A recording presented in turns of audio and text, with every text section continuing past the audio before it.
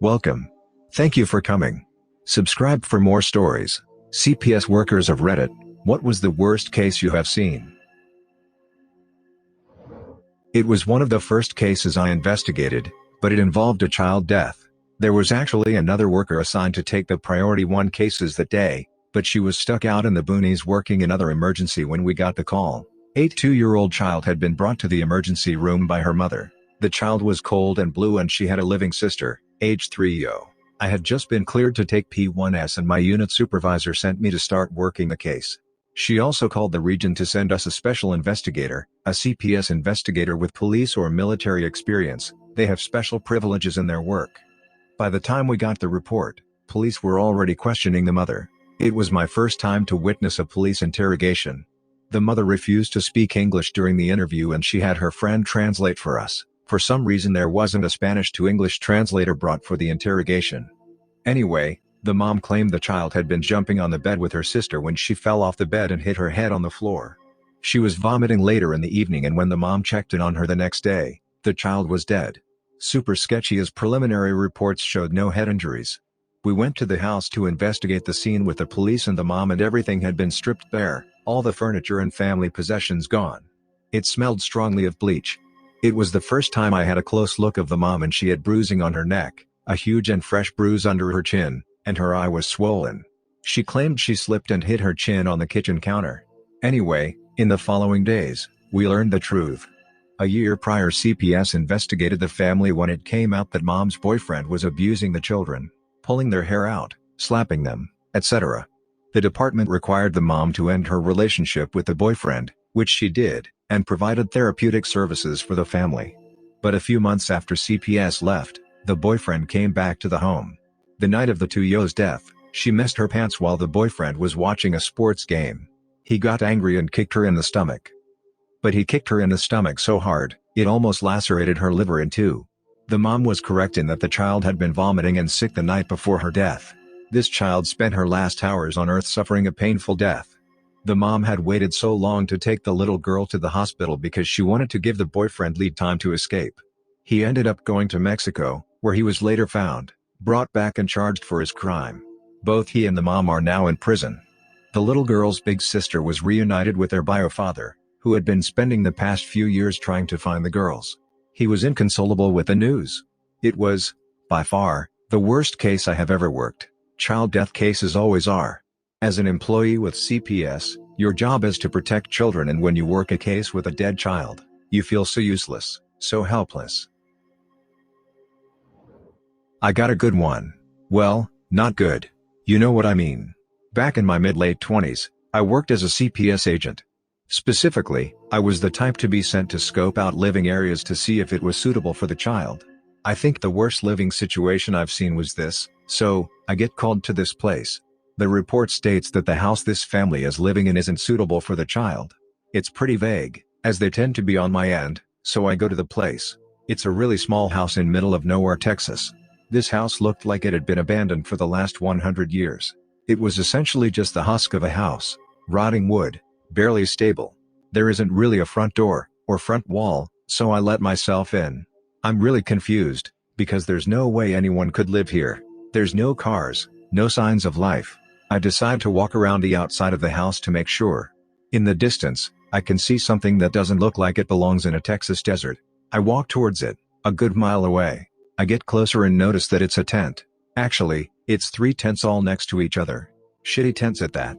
There's a bicycle leaned against one of them that's missing a wheel. There's trash everywhere. Mostly beer cans and cigarette butts. There's also plenty of food wrappers, hypodermic needles and what appears to be used toilet paper. The area smells atrocious. I approach the front of the biggest tent, and can hear people's voices coming from it. The voices have thick southern accents, and they sound weak for lack of a better word. I can only make out 2 distinct voices, they both sound like adults. I stand in front of the tent and just say hello, anybody home? I understandably scared them, because I hear what the F come from the inside of the tent. A very skinny looking man, likely in his late 20s, unzips the tent. He is completely naked, and is holding a small, beat-up kitchen knife. He looks high out of his mind. He asks very politely, "Who the F are you?" From inside the tent, I can see that there is a woman crouched in the corner of the tent, also high out of her mind. I couldn't even tell if she was fully conscious, but the baby she was nursing certainly was. I said hello, my name is Agent, name, and I work with, City, Youth Protection Services. I've been called here about a poor living situation regarding children. Sir, do you have any children here with you? I'm extremely scared at this point. I'm in the middle of the desert, and the only item of self-defense I have is a taser. I try to keep my composure though. He lowers his knife and steps out of the tent. Still completely naked. He said, "F-man, thought you were here with the government here to take my kids and guns away. I'll give you a tour of the place if you want." I'm dumbfounded at this point, but I follow him as he walks over to unzip one of the other tents. Inside I see two children. One is unresponsive, laying face down in the corner of the tent, looks to be around 5 to 6 years old. The other one looks to be around 8 to 9, and is laying in the other corner playing with a tape Walkman without a tape or headphones in it. These were obsolete even back when this happened. I asked him if it was okay to ask his kids a few questions. He said they don't talk much, but sure. I poked my head into the tent and asked the kid playing with the Walkman and asked, "Hey, what's your name?" He doesn't answer. I asked his assumed father if it's alright if I tap him on the shoulder to get his attention. He said sure, so I did. The kid looked at me with a blank expression on his face. I can immediately tell that this kid has severe developmental problems. I ask, "Hey friend, what's your name?" He doesn't respond. I then tapped the other kid who's laying face down on a blanket. He turned over and his face was completely covered in bruises. Looked like he straight up went through a fight club. I asked him what his name was. He said Devin. I asked him where all of the bruises came from. He looked at his dad, then went back to going face down into the blanket and started sobbing. I couldn't get his attention anymore. I stood up from the tent and looked at the father. I asked him what was in the other tent. We started walking over to it. As we did, I noticed this horrible smell coming from it. He unzipped it and I saw a girl, couldn't have been older than 4.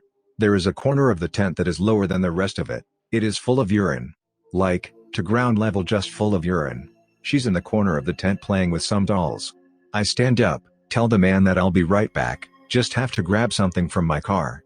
I return to my car and call the local police. I tell them that who I am and what the situation is. They asked if I felt safe stalling until the police showed up. I said yes.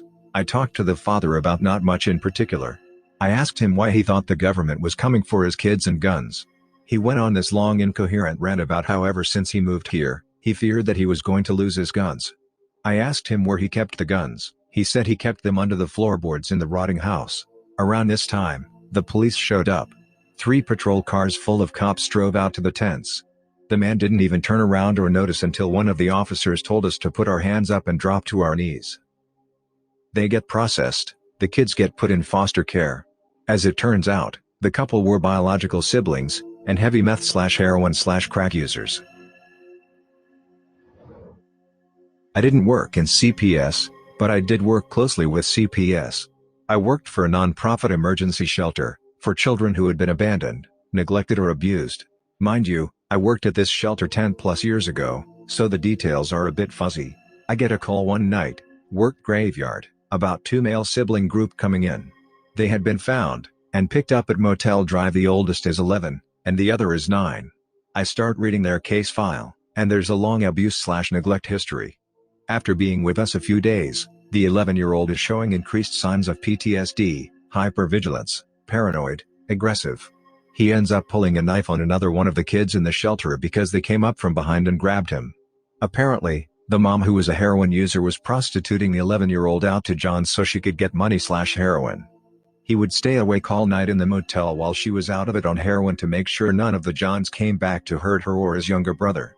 By the time the kid turned 12, he had been expelled from 3 different elementary schools and was banned from that particular school district. Eventually, mom lost custody, and the last I heard is they were placed in foster care. Not CPS, but I worked in partnership with them. In all of these cases, CPS workers were on my side and their leadership was against them. They had far too many cases to be safe. I witnessed a physical assault on a child. It was incredibly violent, and the parent could have broken the child's neck while I was watching and moving towards them. I dialed 911 and stepped between them. I was later reprimanded for putting myself at risk. If the parent was willing to do that in front of me, what were they doing when no one could see? The state did not move them into foster care because they were too old and the oldest kid could watch out for the younger. I had an 11-year-old threaten suicide and refused to safety contract. We called crisis intervention. They did not come out because if she didn't safety contract, there wasn't a bed within 8 hours or so that could take her. And if they came out, they were responsible for her. I stayed with the client for, I think, about 14 hours. I had a biofather return to the home after prison time for raping his daughter. They had the girls follow extensive safety procedures instead of tell the parents he couldn't return. There was likely a return to the sexual abuse. The state did not want to initiate a removal because she was old enough to learn to protect herself. I had a client with birth defects because he and his mother were the product of incest. The grandfather raped his much younger sister, the mom was the result, he raped her and my client was the result. He was following the pattern of sexually aggressive behavior and kept being returned from the facility where he was being treated, right back to the family where he was being abused. It was absurd. As a side topic, if you're struggling with drug addiction and think you're still a good parent, you aren't. That's your addiction fooling you. Get your kids into therapy, and let them live elsewhere until you get yourself clean. Subscribe and turn on the notification bell for more stories delivered to you. Thanks for listening. See you later.